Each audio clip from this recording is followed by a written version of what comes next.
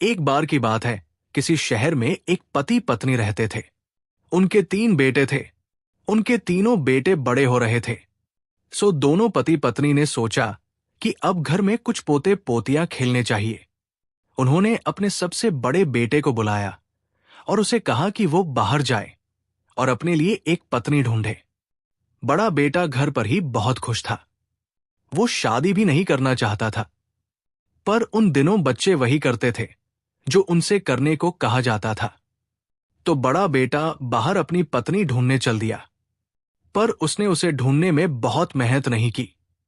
वो एक बहुत ही शर्मीला लड़का था। वो सारे शहर में एक तरफ से गया और ये सोचते हुए दूसरी तरफ से निकल आया कि उसे किसी ने देखा नहीं। जब वो पुराने शहर के फाटक से निकल रहा था, तो कुछ हंसती हुई लड़कियां उसके पास से निकल गई। बड़े लड़के ने उन्हें ये दिखाने की बहुत कोशिश की कि उसका उनसे कोई नाता नहीं है। जब वे वहां से चली गई, वो वहां से भाग लिया। शहर से बाहर निकलकर वो एक ऐसी सड़क पर आ गया जहां दूर दूर तक कोई दिखाई नहीं दे रहा था। वहां आकर उसे एक बहुत ही डरावना राक्षस मिल गया।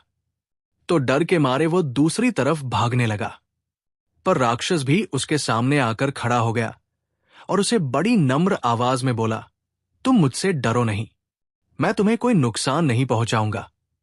क्या मैं जान सकता हूं कि तुम कहां जा रहे हो? कुछ पल तो बड़ा लड़का कुछ बोल नहीं सका, पर कुछ देर बाद हकलाते हुए बोला, ओह नहीं, मैं अपने घर वापस जा रहा हूं। मेरे माता पिता मेरी शादी करना चाहते हैं, पर मुझे कोई ठीक सी लड़की ही नहीं मिल रही है। राक्षस बोला, तुम मेरे साथ आओ, मैं तुम्हारी परीक्षा लेता हूं। अगर तुम उस परीक्षा में पास हो गए तो तुम्हें पत्नी मिल जाएगी।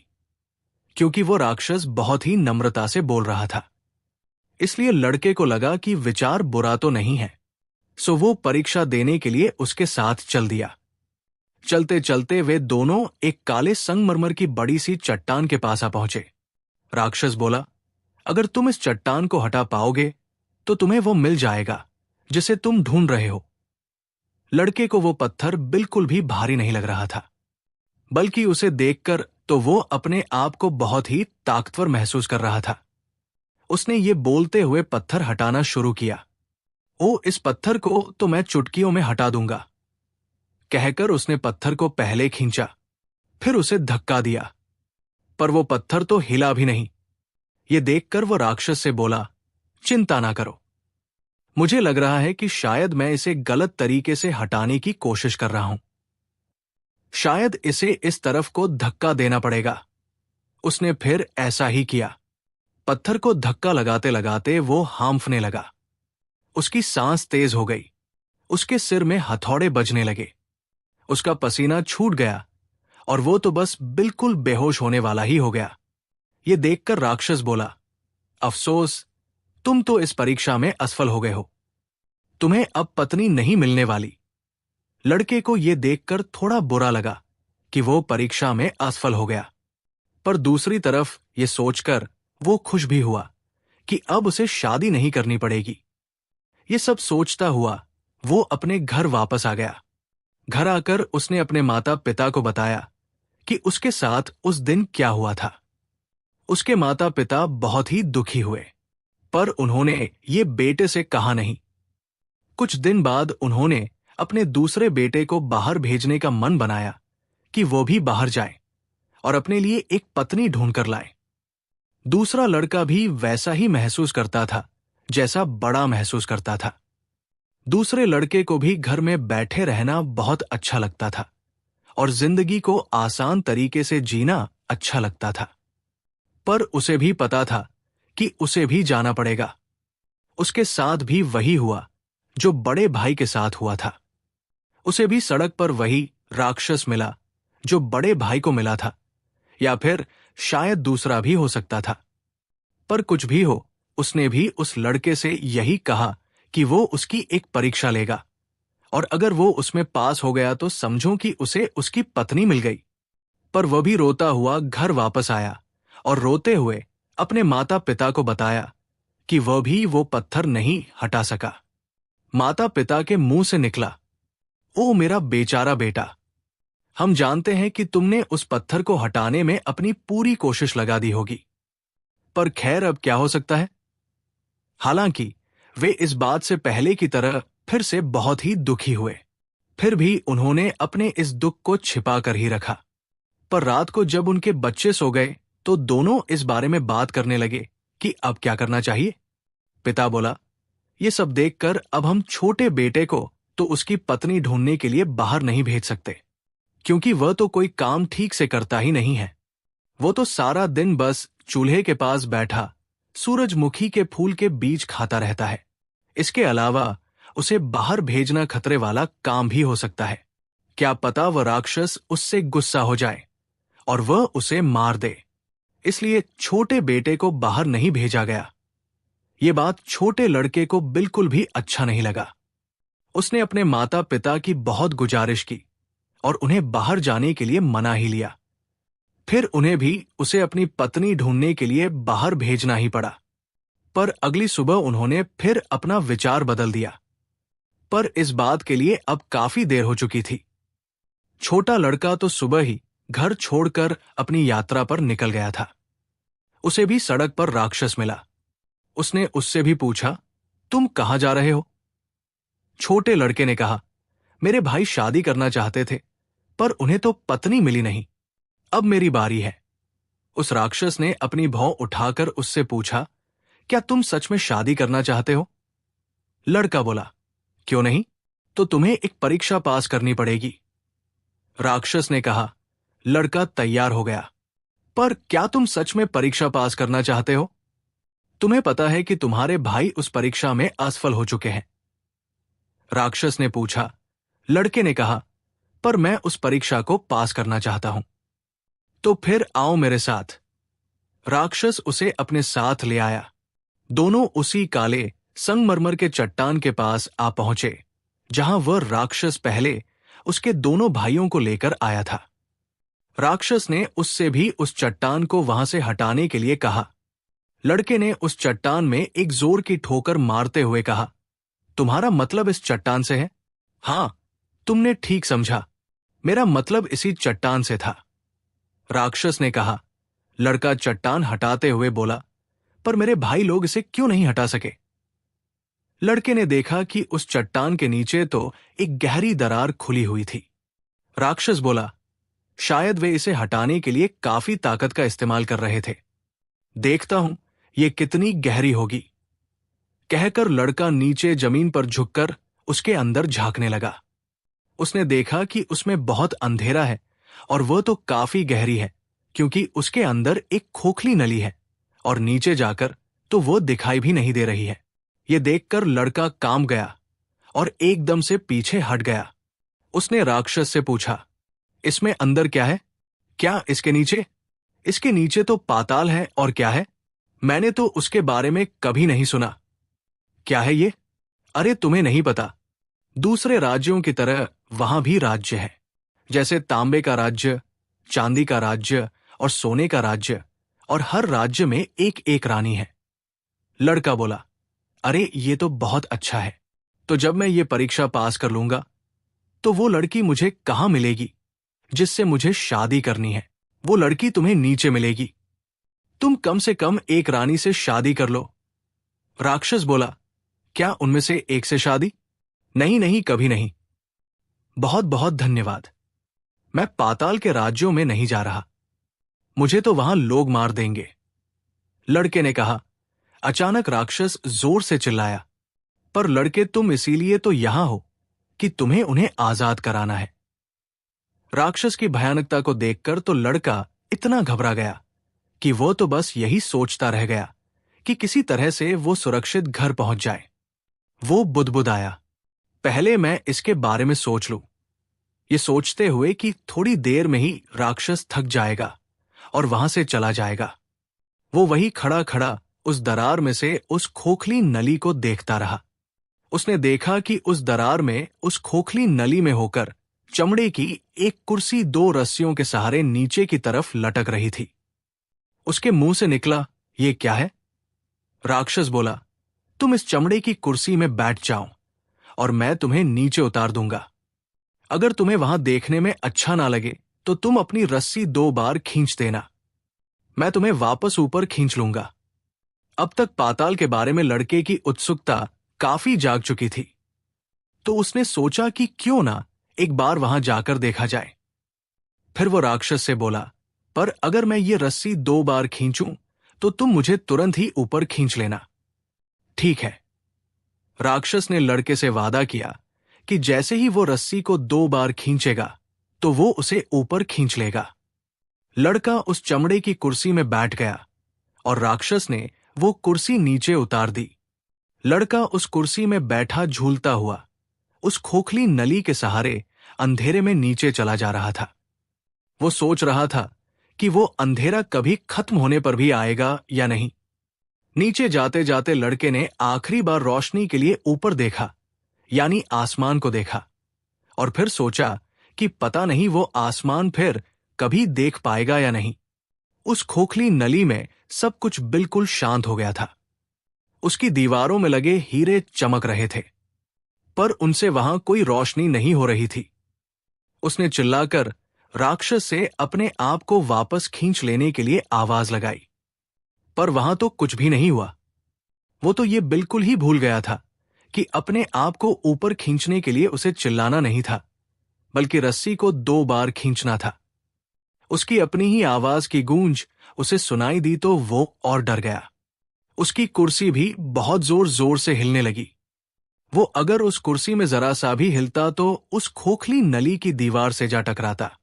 मिट्टी के ढेले और पत्थर के टुकड़े नीचे गिरने लगते।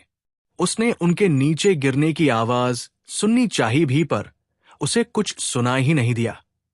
तो जब उसकी कुर्सी झूलती हुई उस खोखले डंडे से होकर नीचे जा रही थी, उसके मन में एक अजीब सा विचार आया। ये तो एक जाल भी हो सकता है, और वो राक्षस तो मुझे कभी भी नीचे गिरा सकता है।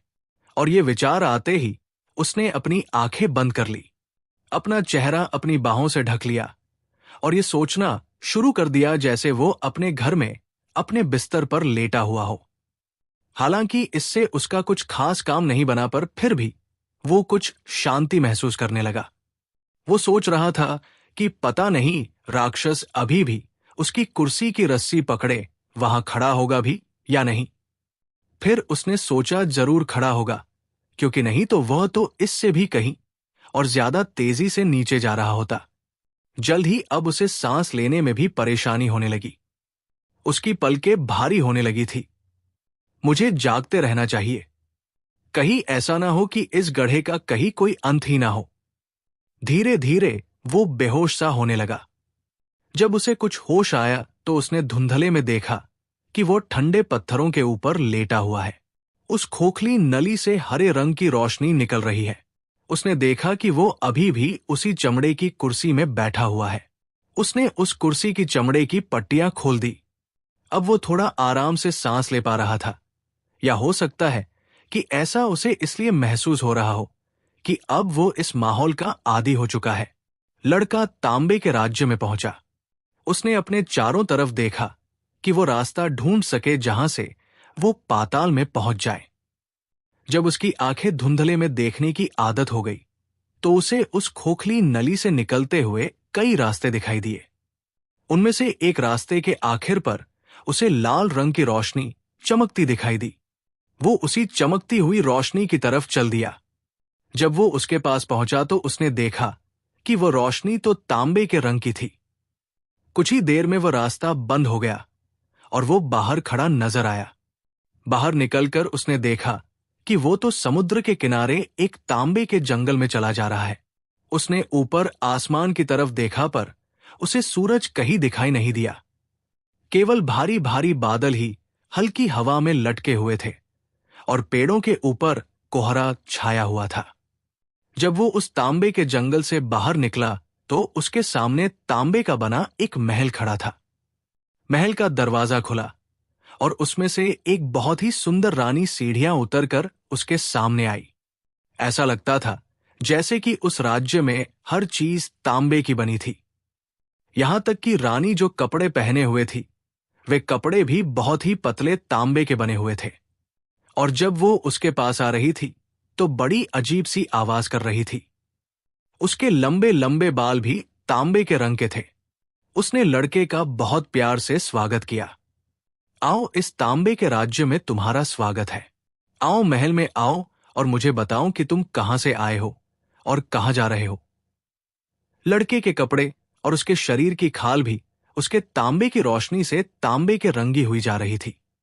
वो उसकी चकाचौंध से कुछ बेहोश सा होता हुआ उसके सामने काफी नीचे तक झुककर बोला, रानी जी, आप मुझसे कई सवाल पूछ रही हैं और आपने मुझे अभी तक कुछ खाने पीने के लिए दिया ही नहीं। ये सुनकर वो तुरंत ही अंदर गई और लड़के के लिए कुछ खाने और पीने के लिए ले आई। हालांकि वहां वो तांबे के रंग का खाना देखने में बड़ा अजीब सा लग रहा था, पर उसने जितने खाने अब तक खाए थे उन सबसे ज्यादा स्वादिष्ट था। उसने सोचा, शायद उसके ऊपर जो तांबे के रंग की रोशनी पड़ रही थी, इसलिए वो उसे ऐसा लग रहा होगा। लगता है जैसे कि उस रानी ने लड़के के मन की बात पढ़ ली हो। सुबह मुस्कुराकर बोली, ऐसा मत सोचना कि ये सब तांबे के रंग की रोशनी की करामत है। बहुत सारे लोगों ने ये गलती की है और हमारे पानी में तैरने की भी गलती की है। ये विचार ठीक नहीं है। इस राज्य में हर चीजें तांबे की बनी हुई है, यहां तक कि अब तो तुम भी तांबे के बन गए हो। ये सुनकर लड़के ने अपना चेहरा छूकर देखा तो काम गया। वो ठीक कह रही थी। उसकी खाल सख्त और ठंडी हो गई थी। पर मैं धातु का आदमी नहीं बनना चाहता। जैसे ही वो ये बोला, उसे लगा कि उसकी आवाज भी धातु की आवाज जैसी ही हो गई है। वो हंसकर बोली, पर अब तो तुम वैसे ही बन गए हो। अचानक रानी को लगा कि लड़के को धातु का बनना अच्छा नहीं लग रहा।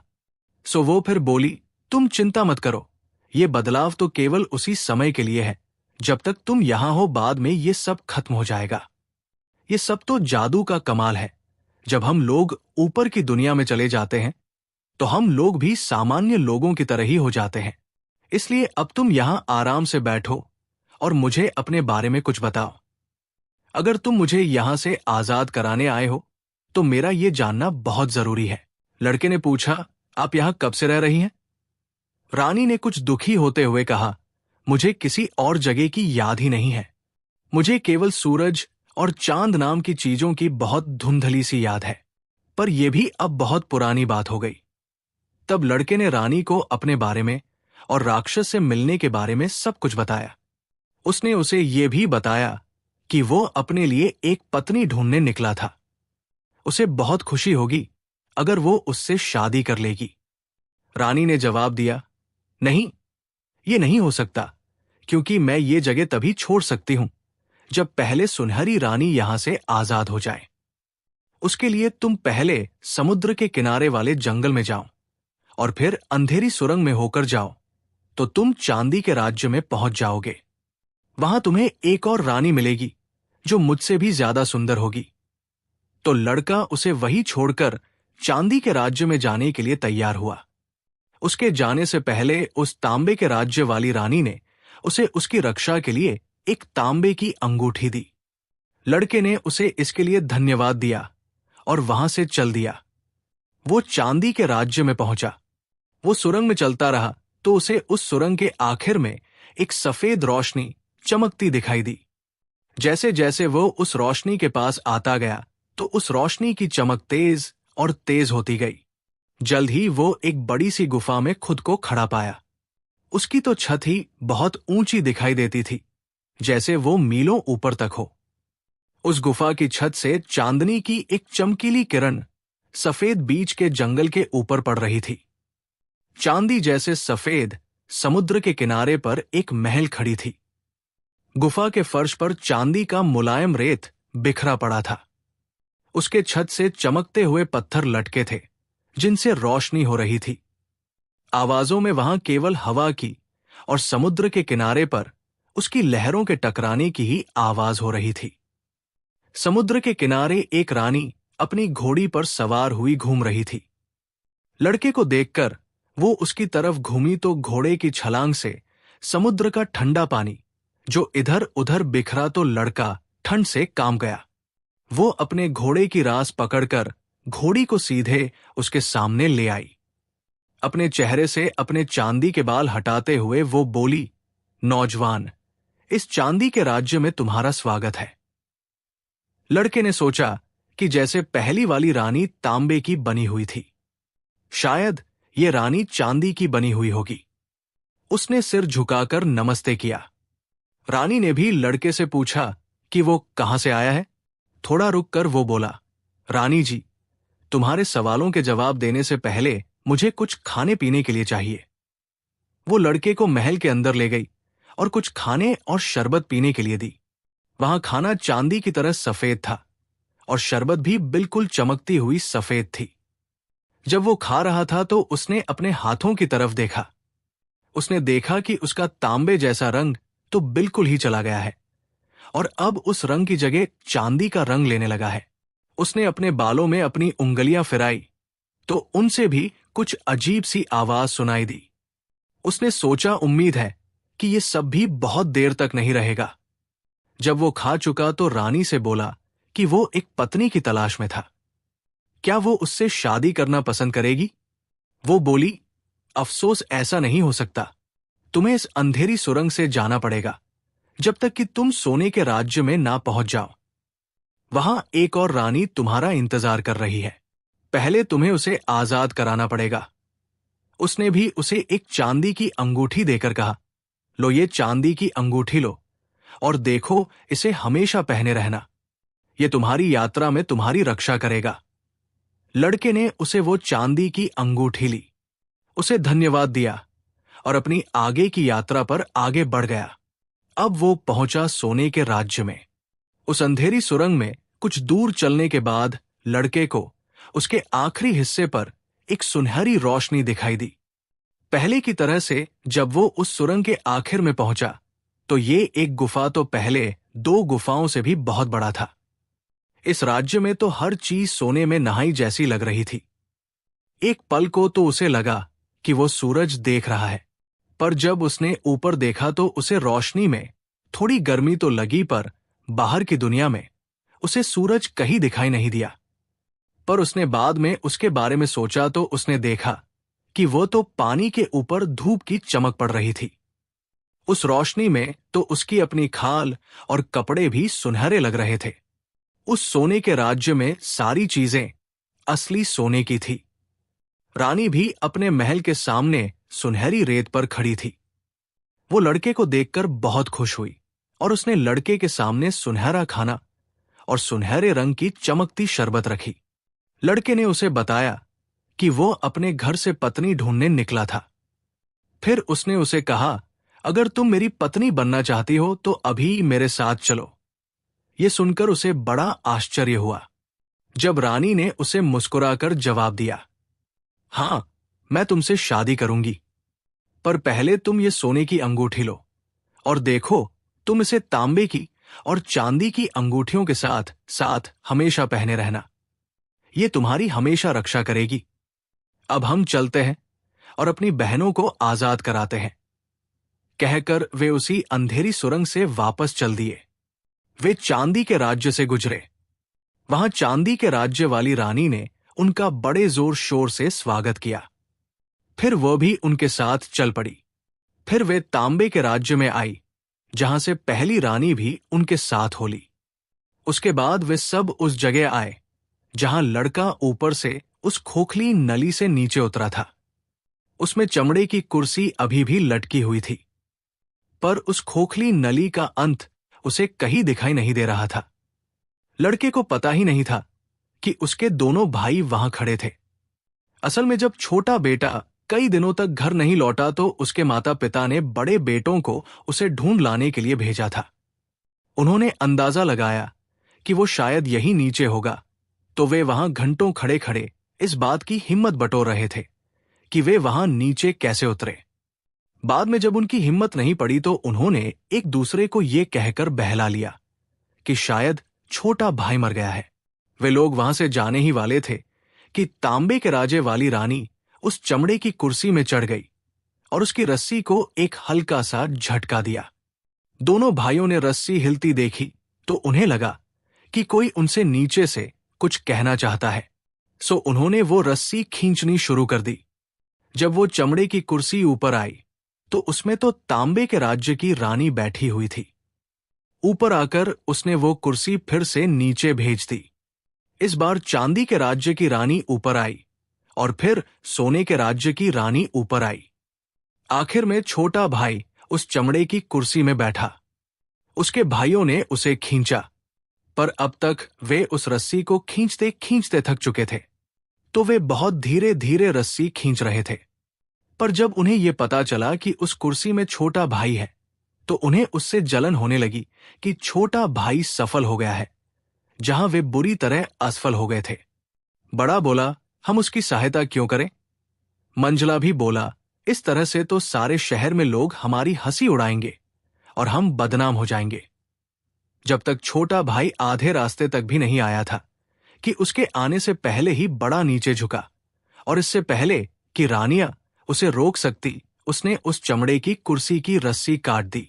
तीनों रानियां लड़के के लिए बहुत जोर जोर से रो पड़ी। उन्होंने उसके भाइयों से बहुत प्रार्थना की कि वे उसे बचा लें, पर वे तो उसकी बात सुनने वाले थे नहीं।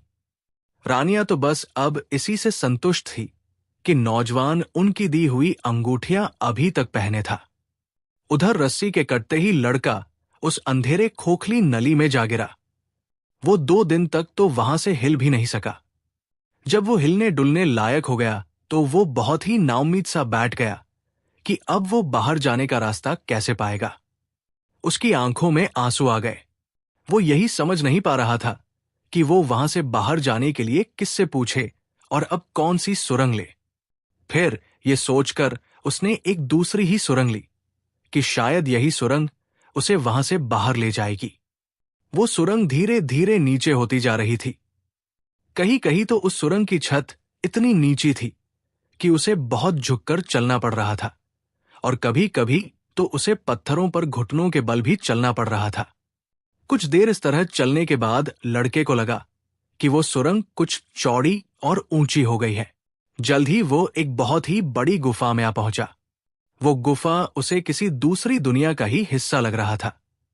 हालांकि वहां काफी अंधेरा था, पर फिर भी वो ठीक से देख पा रहा था। वहां आसमान में बादल बहुत नीचे थे, सो वो ये नहीं जान सका कि उस राज्य के आसमान में चांद या तारे थे या नहीं। वो एक जंगल में दलदल के किनारे खड़ा था। सीलन की गंध चारों तरफ उड़ रही थी। हवा ठंडी थी, सो वो इधर उधर किसी ऐसी गर्म जगह की तलाश में था जहां वो उस ठंड से बच सके। वहां कई रंगों के और कई शक्लों के मशरूम उगे हुए थे। सुबह होने के कुछ देर बाद ही लड़के को एक बहुत ही छोटा सा बूढ़ा मिला। उसकी बहुत लंबी सफेद दाढ़ी थी और वो एक पेड़ की अजीब सी जड़ पर बैठा हुआ था। उसने उस बूढ़े को अपनी सारी कहानी बताई और पूछा कि वो कैसे शहर वापस जा सकता है। उस बूढ़े ने अपनी एक उंगली के पास में लगी ओक के पेड़ों के झुंड की तरफ इशारा किया और बोला, क्या तुम उन ओक के पेड़ों के पीछे खड़ी गोल मीनार देख रहे हो? लड़के ने उधर देखा जिधर वो बूढ़ा इशारा कर रहा था, तो पेड़ों के पीछे उसे एक पतली सी मीनार का ऊपर का हिस्सा वहां से झांकता हुआ दिखाई दे गया। वो बोला, हां, मुझे वो मीनार दिखाई दे रही है। बूढ़ा आगे बोला, उस मीनार में एक बहुत ही लंबा जादूगर रहता है। वो इतना लंबा है कि उसका सिर छत को छूता है। तुम वहां चले जाओ, वो तुम्हें बताएगा कि तुम वापस अपने शहर कैसे पहुंच सकते हो।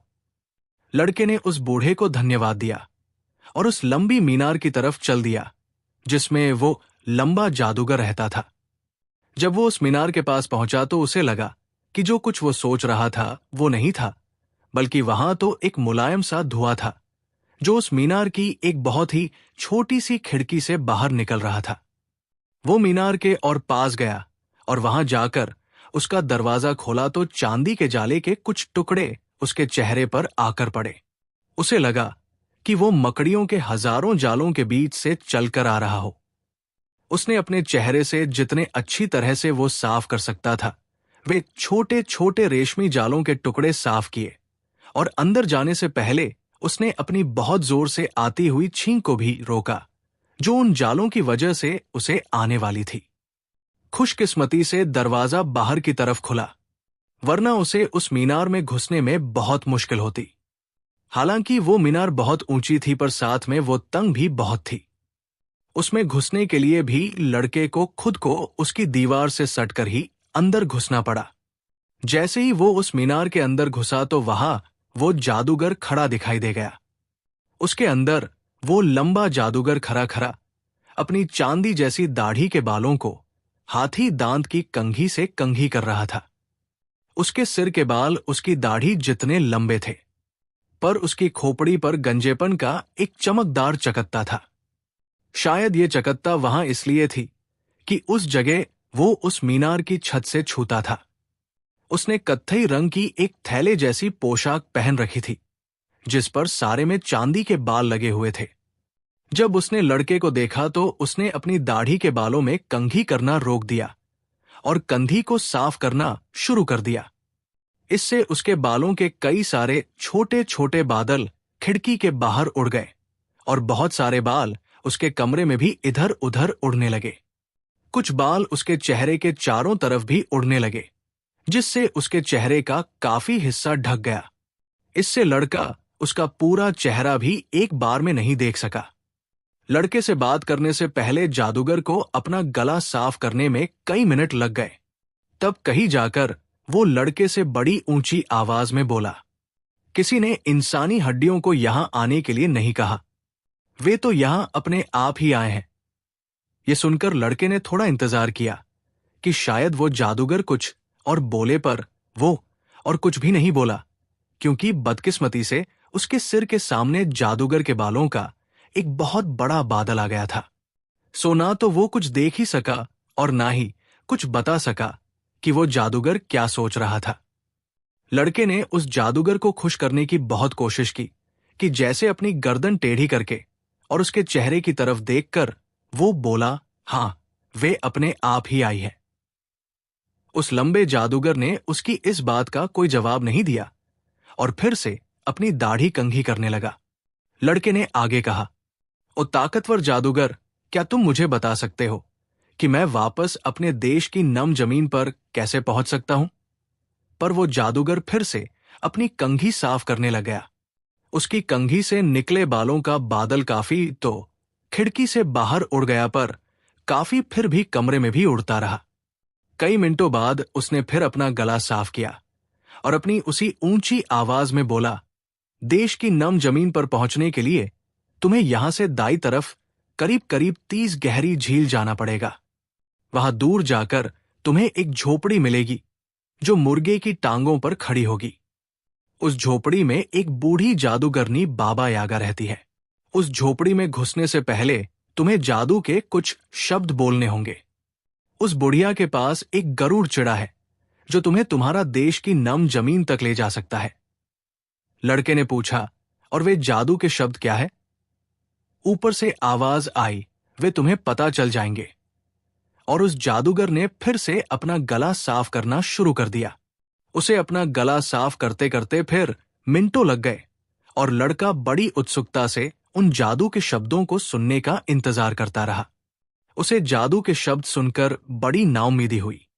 यहां बहुत ही सूखापन है। ये सुनकर तो लड़के का अपना गला भी सूखने लगा। वो बोला, हां, ये तो है। और कुछ ताजा हवा लेने के लिए वो उस मीनार के बाहर निकल आया। उसकी समझ में यही नहीं आया कि जादूगर के उन जादू के शब्दों से उसका क्या मतलब है। शायद उसे कुछ गलती लग गई होगी, क्योंकि वो ये सब कैसे जान सकता है। फिर उसने सामने की तरफ देखा तो उसे सामने कुछ झीलें दिखाई दी। सो वो वही उनके आसपास चक्कर काटता रहा। उसे वहां उनके आसपास चक्कर काटते हुए और ये गिनते हुए कि वे वाकई में 30 झील थी। कई दिन बीत गए, क्योंकि दूर उसे कई और भी झीलें दिखाई दे रही थी। उसे ये पता ही नहीं चल पा रहा था कि उसने उन झीलों को ठीक से गिन लिया था या नहीं। पर हां, उसे 30 झील गिनने के बाद जब 30वीं झील के किनारे एक झोपड़ी दिखाई दे गई जो मुर्गे की टांगों पर खड़ी थी, तो उसे लगा कि उसने उन झीलों को ठीक ही गिना था। जब वो उस झोपड़ी के पास पहुंचा तो उसने देखा कि वो झोपड़ी तो घूमे जा रही है और वो तो बहुत तेजी से घूम रही है और वो केवल तेजी से घूम ही नहीं रही है, बल्कि बहुत जोर की ची ची की आवाज भी कर रही है। उस ची ची की आवाज से तो उसके कान ही फटते जा रहे थे। उसके घूमने की आवाज और उस ची ची की आवाज दोनों ने मिलकर उसका सिर बहुत भारी सा कर दिया। फिर पता नहीं कहां से उसके दिमाग में वे जादू के शब्द आ गए, जिन्हें उसे उस झोपड़ी में घुसने से पहले बोलना था, और उसने गाना शुरू कर दिया। ओ छोटी झोपड़ी, ओ छोटी झोपड़ी, तुम अपना दरवाजा मेरी तरफ करो और मुझे अंदर आने दो। अचानक घूमती हुई झोपड़ी रुक गई। उसकी आवाज भी धीरे धीरे कम होती गई और वो एक लंबी सी ची ची आवाज करके रुक गई। उसकी टांगे इतनी नीची झुक गई कि वो झोपड़ी जमीन से आकर लग गई। अब उसका दरवाजा लड़के के सामने था। अचानक एक लंबी सी सांस के साथ उस झोपड़ी का दरवाजा खुला। लड़का सोचने लगा, ये मैंने कैसे किया? पर फिर उस झोपड़ी में घुस गया। अंदर पहुंचकर उसने देखा कि बाबा यागा अपनी पुराने ढंग की ईंटों के चूल्हे पर लेटी हुई है। वो खर्राटे मार रही थी। उसकी लंबी नाक छत को छू रही थी। पर फिर एक पल में ही उसने अपनी लंबी नाक लड़के की तरफ की और बोली, मुझे यहां किसी इंसानी हड्डी की खुशबू आ रही है। तुम यहां क्या कर रहे हो? लड़के ने डर से कांपते हुए इधर उधर देखा कि वो ये किससे पूछ रही थी। फिर ये समझते हुए कि वो उसी से कह रही थी, वो हकलाते हुए बोला, लंबे जादूगर ने मुझे आपके पास इसलिए भेजा है ताकि मैं आपके गरुड़ पर सवार होकर अपने देश जा सकूं।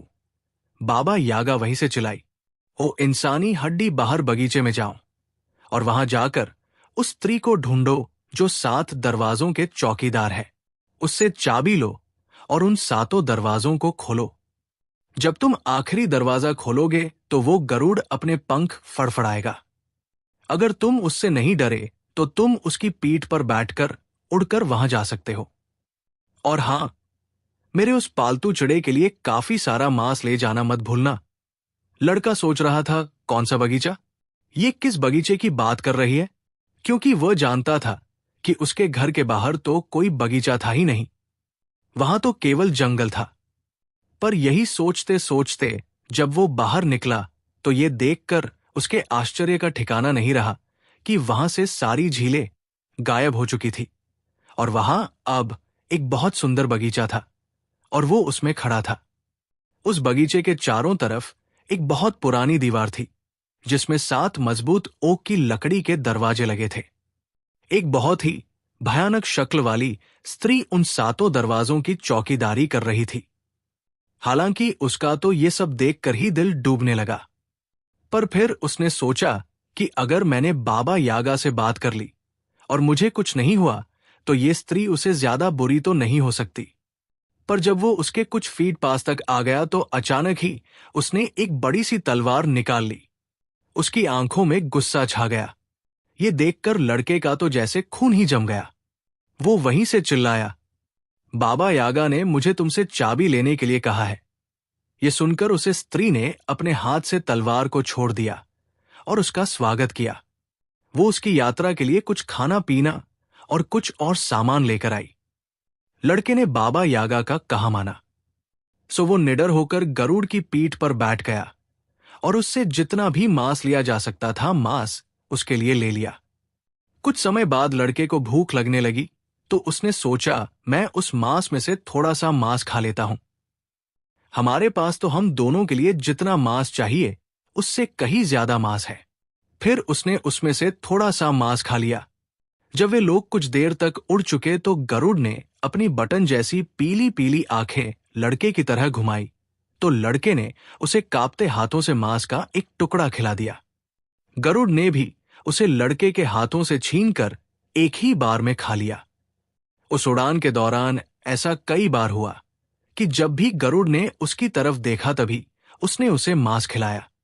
पर हर बार उसे लगा कि वो गरुड़ तो अपनी तेज चोंच से उसका हाथ ही काट लेगा। परंतु ऐसा हुआ नहीं। जल्द ही सारा मांस खत्म हो गया, पर रास्ता तो अभी बाकी था। गरुड़ ने फिर लड़के की तरफ देखना शुरू किया। अब उसे तो पता था कि उसके पास जितना मांस था वो सब खत्म हो गया है। सो वो उस पर चिल्लाया, घूम कर देखो, अब सारा मांस खत्म हो गया है, तुम्हारे लिए अब मेरे पास कुछ भी नहीं बचा। इस पर गरुड़ ने उसे अपनी तेज निगाहों से घूरा। लड़के ने भी उसे घूरा, पर उसका तो एक एक अंग कांप रहा था। लड़के को लगा कि ये गरुड़ तो पता नहीं कब तक उसे इस तरह से घूरता रहेगा। पर उसने देखा कि जल्द ही उसने अपना मुंह फिरा लिया और लड़के ने शांति की सांस ली। अचानक एक ची ची आवाज के साथ, जिससे लड़के का खून तो बस जम ही सा गया था। गरुड़ ने एक बार फिर अपना सिर घुमाकर लड़के की तरफ देखा और उसकी गर्दन से मांस का एक टुकड़ा काट लिया। लड़के ने देखा कि वे उस समय एक खोखली नली के ऊपर की तरफ उड़ रहे थे। लड़का तो इस सब से इतना डर गया और उसे इतना धक्का लगा कि उसे अपनी गर्दन से मांस निकल जाने का जरा भी दर्द महसूस नहीं हुआ। अब उसे ये लगने लगा कि ये गरुड़ तो उसके टुकड़े टुकड़े करके खा जाएगा। तो उसने तय किया कि अब की बार अगर गरुड़ ने उसकी तरफ देखा तो वो उसके ऊपर से नीचे कूद जाएगा। उसे सपने में लगा कि वे उस खोखली नली से दूर, बहुत दूर किसी रोशनी की तरफ उड़े जा रहे हैं। उसने देखा कि जब वे उस नली के आखिरी सिरे पर पहुंचे तो वो गरुड़ काले संगमरमर की चट्टान के पास उतर रहा था। लड़का तुरंत ही उसकी पीठ से नीचे लुढ़क गया। वो नम घास पर लेट गया और सोचने लगा कि अब तो ये गरुड़ उसे खा ही जाएगा। पर यह देखकर उसे बड़ा आश्चर्य हुआ जब उसे खाने के बजाय वो उसके गले के मांस का टुकड़ा जो उसने खाया था वापस लाया और लड़के से कहा कि वो उसे अपने घाव के ऊपर रख ले, इससे उसका घाव भर जाएगा। इसके बाद वो उस खोखली नली से होकर वहां से चला गया। लड़के ने ऐसा ही किया। उसका घाव कुछ पलों में ही भर गया। सूरज की किरणों की गर्मी से लड़के के शरीर में कुछ जान सी आई और उसने अपने अंदर ताकत महसूस की। जब वो वहां लेटा हुआ था तो सूरज की एक किरण उसकी एक अंगूठी पर पड़ी। तब उसे याद आया कि वो कहां था और अब कहां है। उसने झुककर अपने देश की नम जमीन को चूमा और देखा कि उसकी खाल और उसके कपड़े सब कुछ सामान्य रंग के हो गए हैं। भगवान की प्रार्थना कहकर वो अपने घर को वापस चल दिया। घर आकर उसने देखा कि तीनों रानियां उसके माता पिता के घर में उसका इंतजार कर रही थी। क्योंकि वो ऊपर की दुनिया में आ गई थी, इसलिए उनके ऊपर पड़ा जादू भी टूट गया था। लड़के के माता पिता को बता दिया गया था कि उसके बड़े भाइयों ने उसके साथ क्या किया था। उन्होंने अपने दोनों बेटों को घर से बाहर निकाल दिया। छोटे लड़के ने उनसे प्रार्थना की कि वे उसके भाइयों को माफ कर दें और उन्हें फिर से घर में बुला लें। उसके माता पिता ने उसकी प्रार्थना पर उन्हें घर वापस बुला लिया। लड़के ने सोने के राज्य वाली रानी से शादी कर ली और फिर उनके कई बच्चे हुए। दूसरी रानियों ने भी शादियां कर ली, पर छोटे लड़के के भाइयों के साथ नहीं। फिर तीनों भाई अपने माता पिता के साथ खुशी खुशी रहे।